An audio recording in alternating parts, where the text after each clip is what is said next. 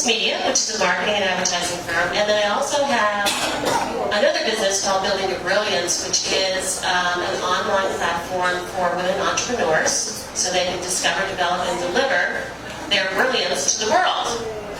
So let me tell you a little story that happened to me about 6 months ago. I have 4 children, and my youngest daughter, Katie, called me at about 7:15 in the morning, which is very early, and she was sobbing uncontrollably. So much so, I thought something horrible had happened to her boyfriend, or her dog, or herself. And once I finally got her calmed down, she told me that her boss had ripped her up one side and down the other. And her boss is not a man. She's actually a woman. And I was really, really shocked by it. And you can imagine, as a mama bear, that you women in the audience can relate to, what I wanted to do and say to this female boss. But I held myself back and talked to Katie more about it. And what had actually happened was that she had decided to no longer work there. Katie decided, she struggled with this decision about whether she wanted to work there anymore. She wasn't happy with the environment. It wasn't being supportive of her as a young landscape architect. She just didn't feel respected, and she didn't like the environment. The other people weren't happy.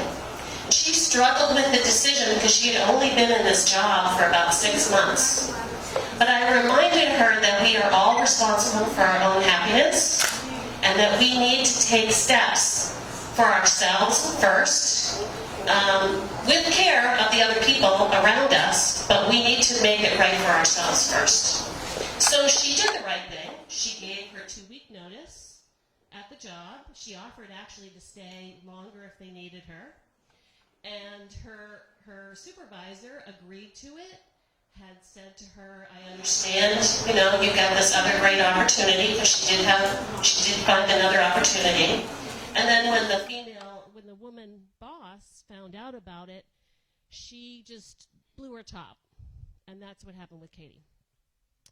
So let me tell you a little bit about my story starting out in business. I had to start out in business very fast. I got suddenly divorced, had 4 kids to take care of.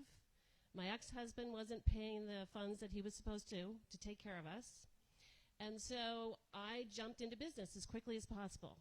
And I looked around for mentors to help me in my business, particularly women mentors.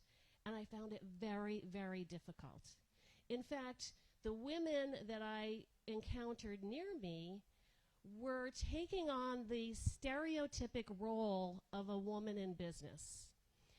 That you have to be tough and frosty and mean and, just get the job done and not be this compassionate person. I actually saw it in meetings with one of my clients, who we were in this meeting to negotiate with a new company to be working with us. And she was so aggressively nasty to these people that we wanted to work with us. It was like, it really threw me for a loop.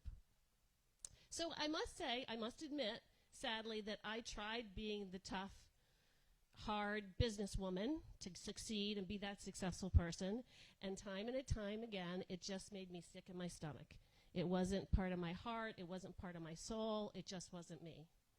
And then I would come home from work, turn on the TV, and watch these movies and television shows that continue to portray business women of 2 ways.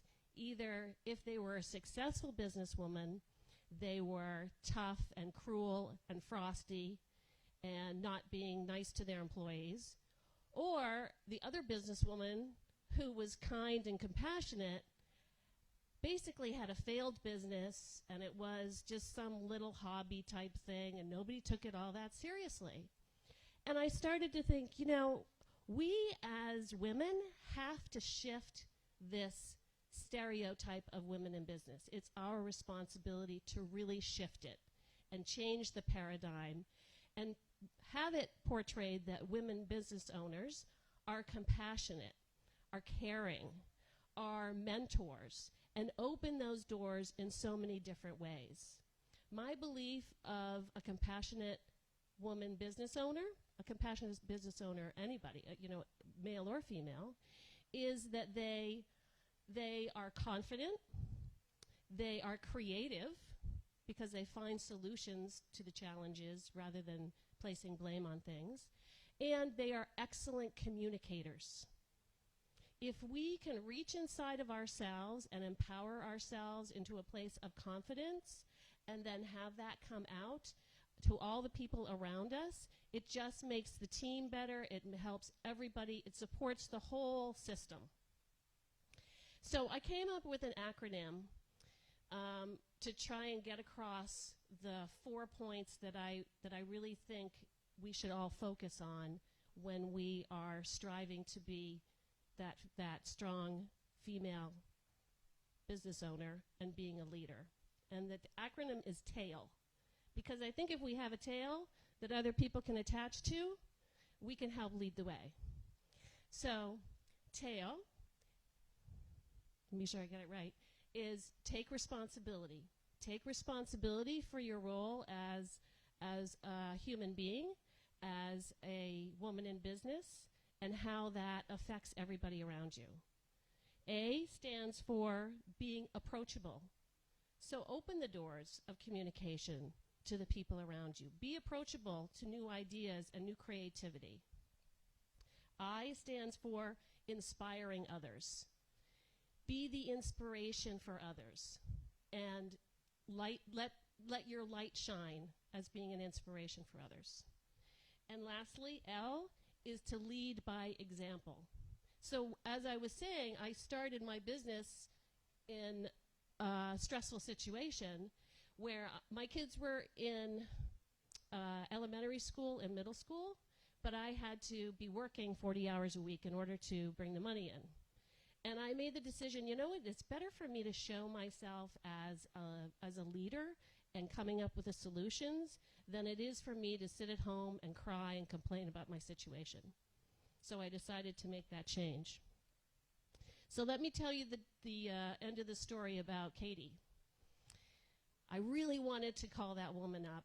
I really wanted to give her a piece of my mind. And instead, I thought, well, maybe I'll write a letter. And everyone around me said, don't do it. Don't write the letter. Leave it alone. Don't make an impact. Don't upset Katie. Da-da-da-da-da.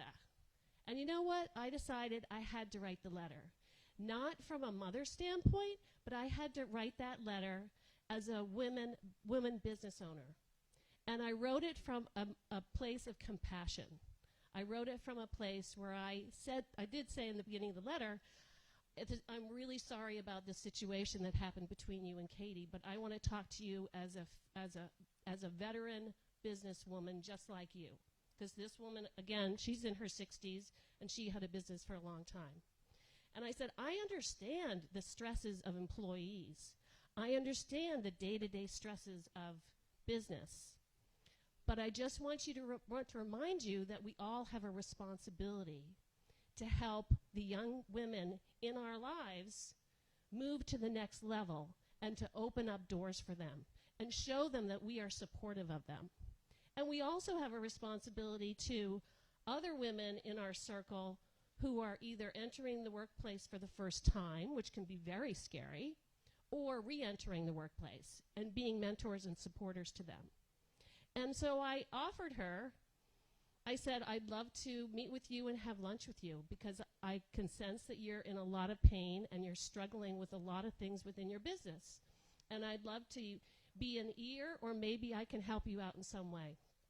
Well, I didn't hear back from her for almost 5 months.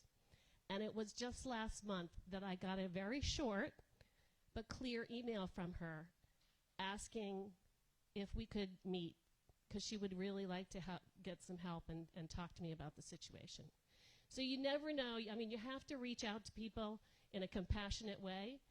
I was super happy that I wrote that letter, really happy that she responded, and really happy that, in some way, maybe I can help her situation and she can go back to being the businesswoman that she started out wanting to be. So lastly, I want to just leave you with a quote from Maya Angelou. Do you know who Maya Angelou is? She's a very well-renowned poet. And I use this quote many, many times.